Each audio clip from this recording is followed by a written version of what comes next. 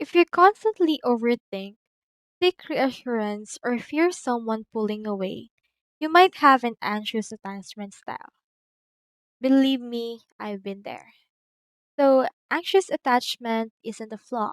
It's a learned response from inconsistent emotional safety, especially in childhood or past relationships.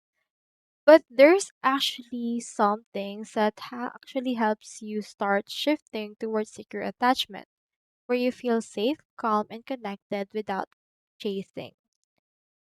So with this, I will give you in here the three options or three steps that can help you become securely attached. So here are some examples. So if you're an anxious person, you can be a securely attached person to your partner or to everyone around you.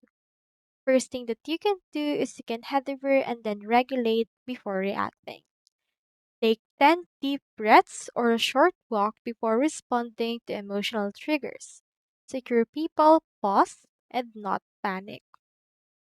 Second, reality check the story. Ask yourself, what else could be true? Maybe they're busy, not abandoning you.